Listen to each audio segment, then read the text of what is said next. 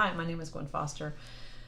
I'm going to talk about the brain and things that affect the brain and amino acid therapy. So there's a lot of brain things out there. I mean, this is also kind of a big category, but to chunk it down, there's mood disorders related to brain, which are the, worry, anxiety, PTSD, panic, depression, bipolar, manic, and all those things. Okay, so that's like one category, and that is something really amino acid therapy can really help. Then there's another class of brain issues. Well, there's really more than one, but the other one I want to talk about is having to do with learning, and that's like a separate brain category that I'll talk about on another video because it really has its own problems. So when we're talking about the brain in working, like from a mood perspective, a neurochemical perspective, I want to talk about some products, and it's not these particular products that are important, it's just that it's what they do that's really important. So most of the time when people have brain issues, it starts with the gut and it starts with blood type, and it has to do with how their brain's working. So the best way I can explain this is using a blood type A, and I'm not picking on blood type A's. It's just that if 100 people contact me about brain issues, 95 of them are blood type A's.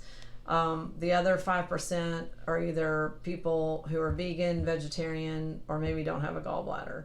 It's not common for the other blood types to have such an issue unless they don't have a gallbladder or they're vegan or vegetarian.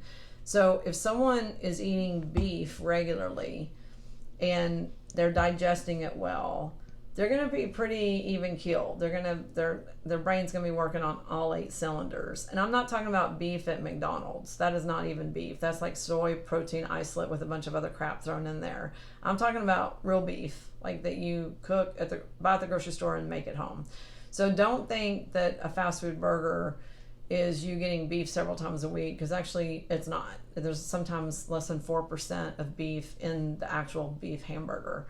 So talking about real meat and also digesting it.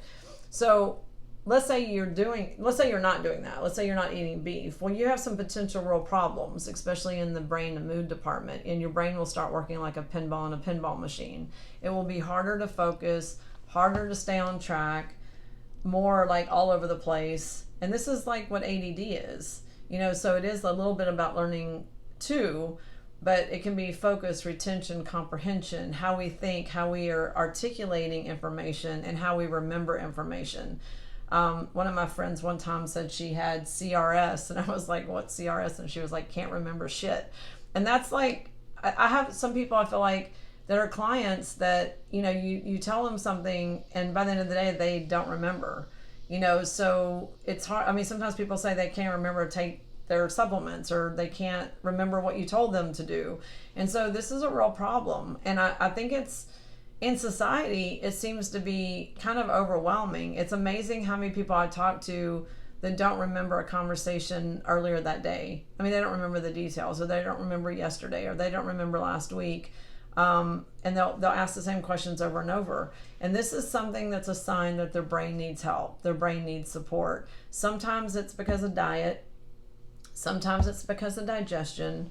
Sometimes it's a vegan or vegetarian that's not supplementing properly, because you cannot, no matter what anyone says, you are not getting the same protein from peas or rice and beans as you are from a steak. I don't care what anyone says, that's not even equal or compatible. That is not a complete protein. It is not feeding your brain. So if you are a vegan vegetarian, you have to supplement properly. And this is something that is, maybe that's a whole nother video. And keep saying whole nother video because there's obviously a lot of videos that we can talk about. Okay, having to do with amino acid therapy, I meet people that were, become familiar with amino acid therapy because of some popular books out there. Amino acid therapy does not have to be expensive. I mean, I hear of people spending hundreds of dollars on amino acids, and that is just not even necessary to do. There's a lot of ways to get amino acids to satisfy these issues and to make dietary changes. So I want to talk about that in detail. One of the products I really like, and I'll mention 2 of them, is this Progressive Labs Amino Blend and Nature Sunshine free amino acids. Both of these have the amino acids the brain needs to work properly. And many times, if we're deficient in what'll happen in amino acid blends, if you don't read the label, is you'll get something that's an amino acid blend that's for a particular thing, and it has like 3 amino acids. There's 22 essential amino acids that are all necessary for different things. Cystine's necessary for the kidneys, methionine is necessary for the liver, glutamine is necessary for the brain, serotonin is necessary for sleep and mood, phenylalanine is necessary for dopamine and addictions and mood, and I mean, just acetylcholine is about manic and bipolar disorder. So it's not an accident that the human body, needs all of these amino acids for everything to work properly. And when people eat only chicken and don't eat beef, they're not getting it. If they're only eating turkey, they're not getting it. If they're not eating meat at all, they're not getting it. If they're only eating fish, they're not getting it. So you have to have them all. They all have a purpose in the brain. So when you read a label on amino acids, or this happens to a lot, is people will say, oh, I take this protein shake. It's a protein shake. And then when you read the label, it has 7 amino acids in it. It doesn't have 22. That's not going to cut it either. You just throw that crap away. It's not giving you what you need. Now, it might be a nice protein, like if you just want a protein powder for some reason, but it's not giving you maybe what your brain needs and the rest of your body needs. I recommend these two because I know they have all the amino acids in there. There's a few other brands out there, but honestly, I've looked on the internet. There's very few amino acid blends that have all 22. Where people spend a lot of money is they go buy all these individual amino acids. They buy them all separately. So they buy cysteine and methionine and brain blend and phenylalanine and GABA, and then by the time they're done, it's a few $100s later. You don't have to do that. You just start with a proper amino acid blend, or eat beef, and if you have a problem with beef, take a digestive enzyme unless you're allergic to beef. The other ones I want to talk about separately are some of the amino acid blends that sometimes people need extra help with. Now, for some reason, like as we get older, sometimes young people have serotonin issues, but especially old people. When people get older and they wake up at like 4 o'clock in the morning and they can never go back to sleep, that's a serotonin issue. So maybe they're eating beef regularly, but just because their age, their body is producing less of serotonin. So they might need 5-HTP, for instance, which is 5-hydroxytryptophan, which converts to serotonin and then melatonin. So this is the precursor to serotonin. This can have to do with mood, people who are kind of addicted to comfort foods, and also sleep. It's for good quality sleep. I've been taking it myself for a very long time.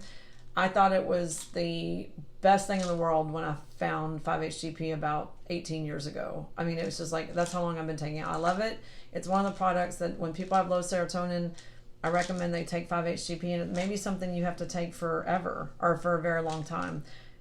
They have found research showing that young children with learning disorders and autism are deficient in serotonin. Okay, the next one is L-phenylalanine. Now this one's especially important when people are like kind of hooked on opiates. They have addictive personalities. If they're going to give up one thing, they're going to go to something else addictive. It also has to do with just straight out depression. If someone is like depressive tendencies, but especially depression with addictive personality, it's usually a phenylalanine imbalance. And they're usually also the ones that will go after opiates. Opiates is chocolate.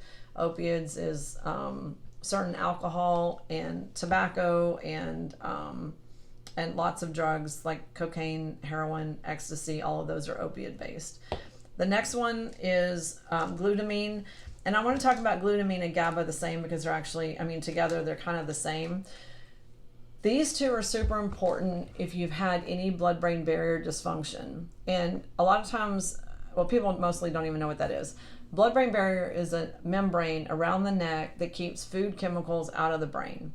So, like I had a bad car wreck when I was 16. I do not have a blood-brain barrier. If I have MSG, like let's say I have fajitas, I'm not sleeping. I'll be up till 4 o'clock in the morning going, crap. I'm thinking about stuff that happened 25 years ago for no reason.